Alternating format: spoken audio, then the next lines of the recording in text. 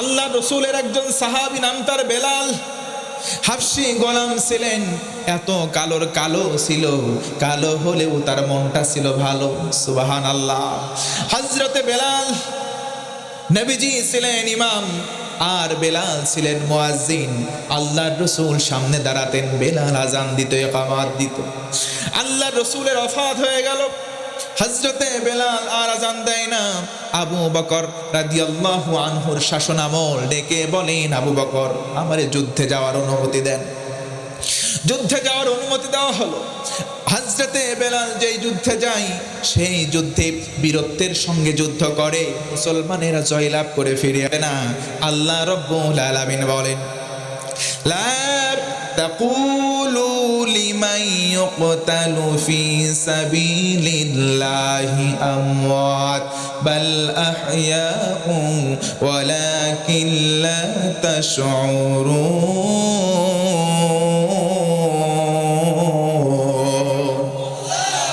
হয় না আরো জোরে আল্লাহু আকবার। আল্লাহ বলেন, রাসূল আপনি শুনে নেন, ও পৃথিবীর মানুষ, তোমরা আল্লাহর রাস্তায় যারা শাহাদাত বরণ করে তাদেরকে মৃত বলো না, তারা আমি আল্লাহর কাছে জীবিত। সুবহানাল্লাহ। আল্লাহর কাছে জীবিত হয়ে যায়। বেলাল নিজের জীবন দিতে চাই, কিন্তু হযরতে বেলাল ইন্তেকাল করেন না, বারবার যুদ্ধ জয় করে ফিরে আসেন। এবার চিন্তা করলো, যেই শহরে রাসূল নাই ওই শহরে আমি বেলাল থাকবো না। দামেস্কে চলে গেলেন, কমপক্ষে 11 মাস সেখানে অবস্থান করলেন। আরেক বর্ণনায় আসছে 9 মাস, ধরে নিলাম প্রায় 1 বছর তিনি থাকলেন। হঠাৎ একদিন রাত্রিবেলায় স্বপ্ন যোগে দেখলেন রাসূল আমার তার কাছে চলে আসছে। সুবহানাল্লাহ। আল্লাহ রাসূল বলেন, শামাইলে তিরমিজির বর্ণনা, কেউ যদি রসুলকে স্বপ্ন দেখলো, সে যেন সরাসরি রসুলকেই দেখলো, কারণ রসুলের আকৃতি কোনো শয়তান ধারণ করতে পারে না। সুবহানাল্লাহ।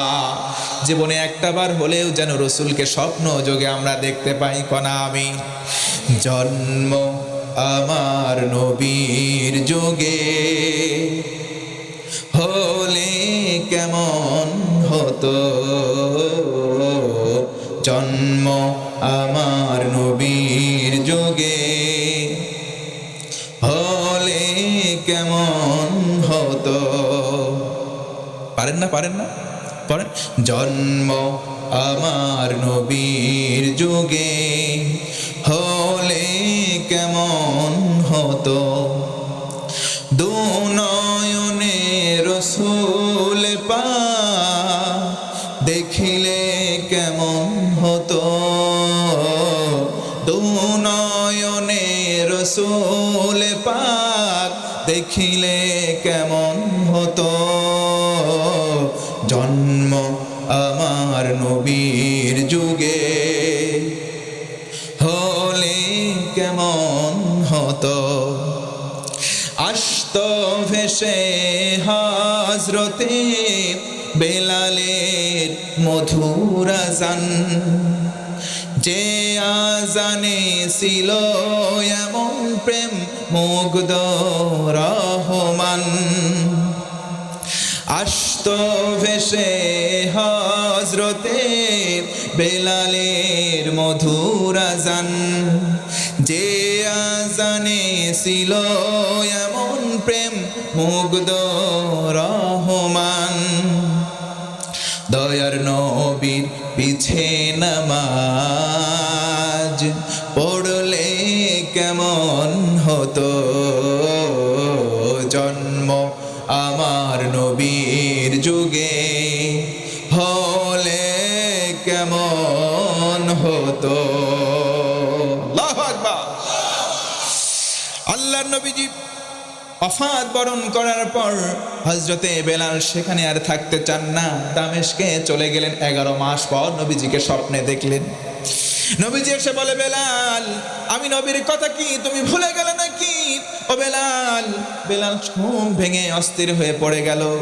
আহারে, নবীজিরে কতদিন দেখি নাই, স্বপ্নে দেখলাম নবীর রওজা মুবারক জিয়ারত করতে যাব।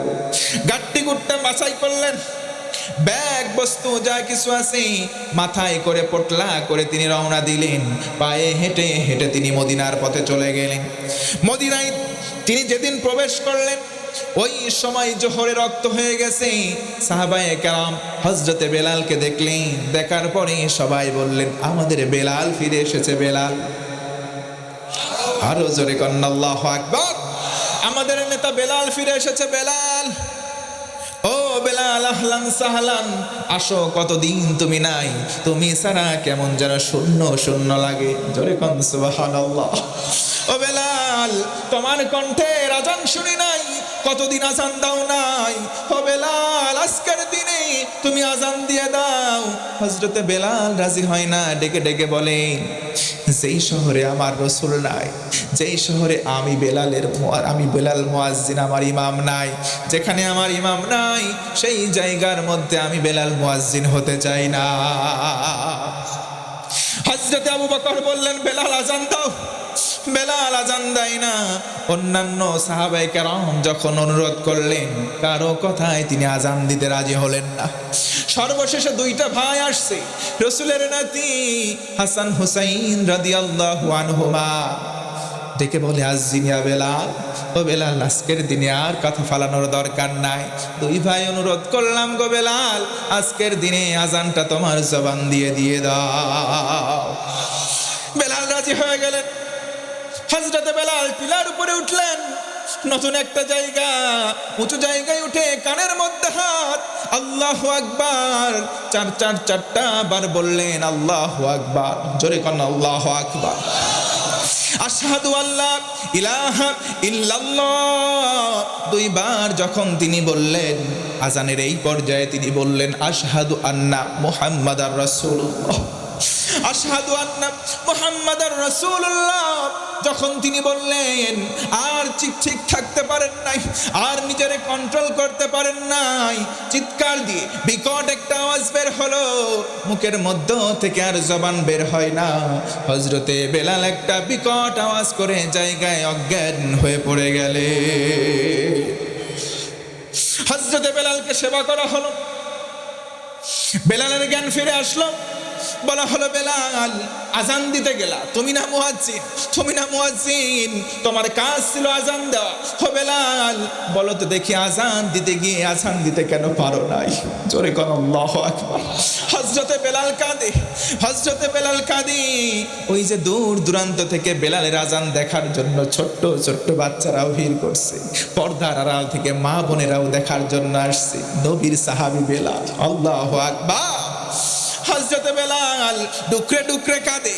তারিখুল ইসলাম সাক্ষ্য দেয়, আসাদুল বুকাই ফিল মাদিনা, মদিনার মধ্যে সবচাইতে কান্নাওয়ালা দিন, সবচাইতে শোকের দিন ছিল ওই দিন, যেই দিন বেলাল আজান দিতে গিয়ে আজান দিতে পারে না। সবাই কান্না করে।